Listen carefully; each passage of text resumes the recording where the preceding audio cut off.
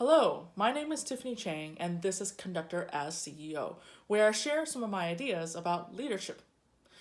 I imagine a world where conductors make artistic organizations great, like CEOs make businesses great. First, by being of service to its people. Today, I want to talk about Zappos, the online retail company that is well known for its obsession with providing the best customer service. The record for the longest customer service call is currently at 10 hours and 43 minutes. Of course, that employee's goal was not to beat the previous record because he would have stopped at 9 hours and 38 minutes, 1 minute beyond the previous record. Instead, he was living out one of Zappos' core values of delivering wow through service. His exceptional service created a meaningful relationship with the customer that allowed the real person on the other end of the phone to feel truly seen and heard. And this was exactly directly serving the company's ultimate vision of delivering happiness.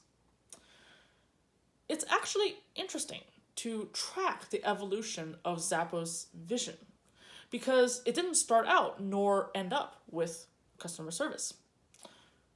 Zappos CEO Tony Hsieh explained that at first the vision in 1999 was having the largest selection of shoes. In 2003, it became providing the best customer service. And in 2005, to use culture and core values as their platform, because that was where the great customer service really came from. And then in 2007, they began focusing on developing a personal emotional connection as a way to define their unique customer service. And finally, in 2009, they took a step back and said, this is really all about delivering happiness to people, customers, employees, and partners alike. Now, there's a lot to take away from this transformation, but I want to highlight two key aspects of this journey that are worth considering for musicians. One I will talk about this week, and another one in next week's post.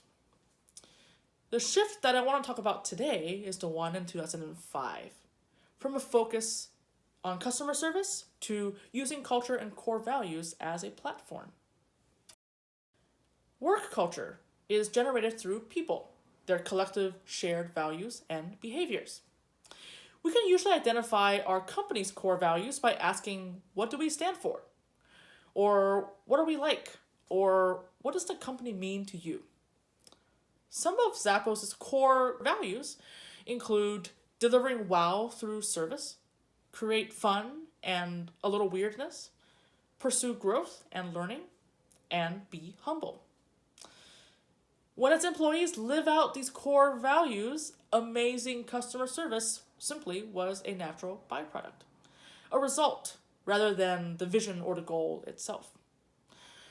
When Zappos realizes and graduated their vision from customer service to a focus on core values, it not only reaped the benefits of continued top-notch customer service, but it also strengthened its responsibility to employees by nurturing them as people and building community. And this shift takes the spotlight away from the customer and onto the people who serve the customers. It allowed Zappos to live by Jim Collins' notion of getting the right people on the bus, thus creating a high-performing team to achieve the company's goals and purpose. Here are some ways that Zappos curated its culture and nurtured its employees. They interviewed cautiously for culture fit and alignment of values, not just for the skills. For example, they asked the shuttle bus driver afterwards how they were treated by the interviewees. And they actually asked the question, how weird are you? They gave new hires a $3,000 incentive to quit after their initial training period if they decide that it is not a right fit for them. And this encourages the new hires to carefully consider whether they indeed are in the right place or not. Performance reviews are 50% based on core values. And as Hsieh puts it, whether you're living and inspiring the Zappos culture in others. Zappos also empower employees to celebrate the core values that they see in their colleagues. Once a month, each employee is given $50 to reward as a bonus to a fellow coworker. Zappos emphasizes committable values, ones that they're willing to hire or fire over.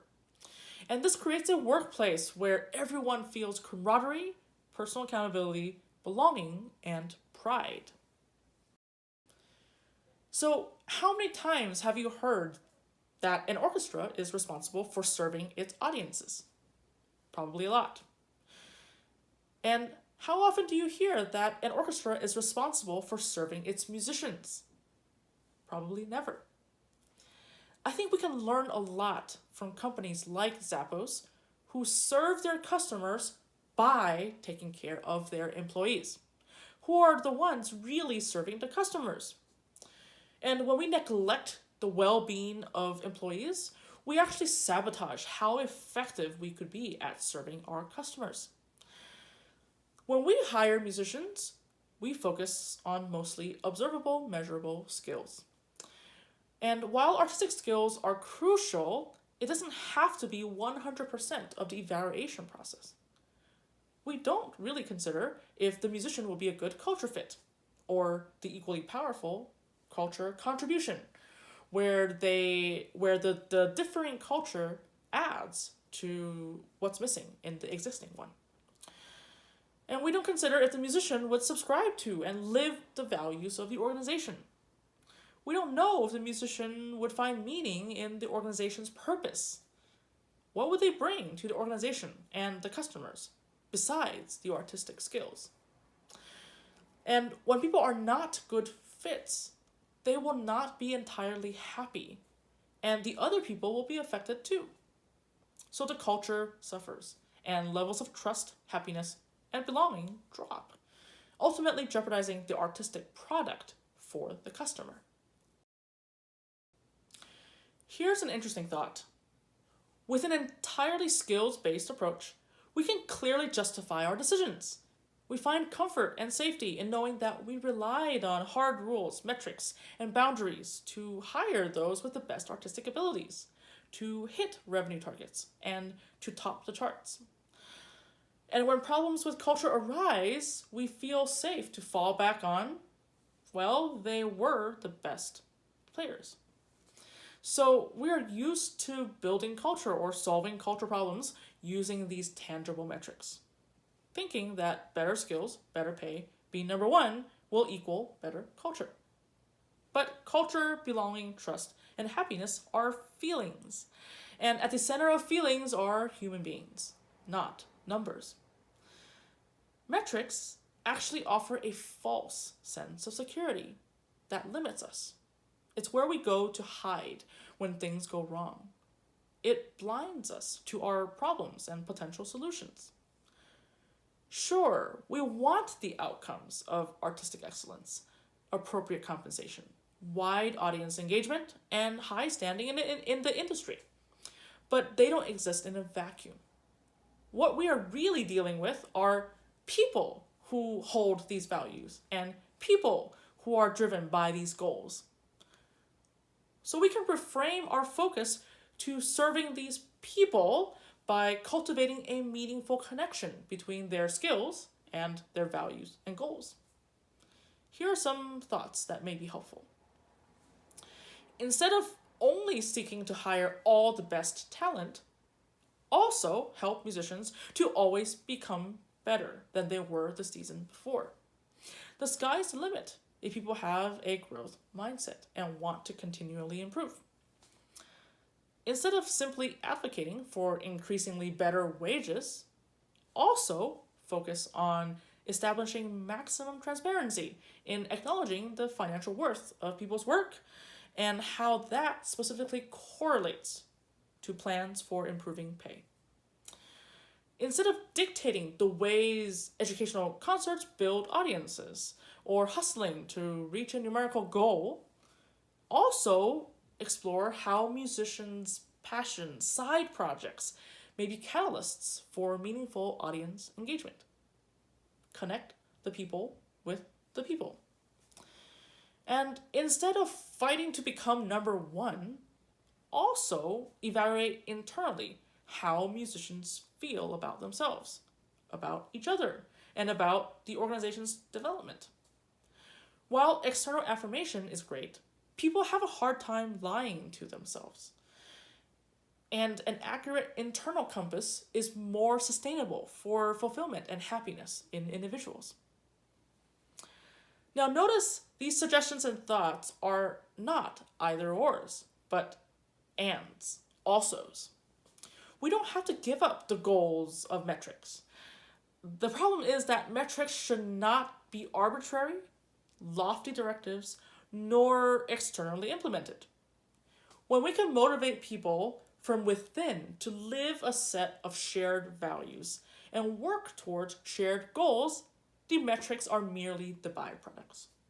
And the best part is that everyone's in it together, and we develop a deeper sense of safety through community and relationships that will be more sustainable than safety derived from any single metric.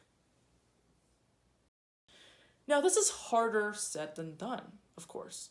It's scary to implement and difficult to measure.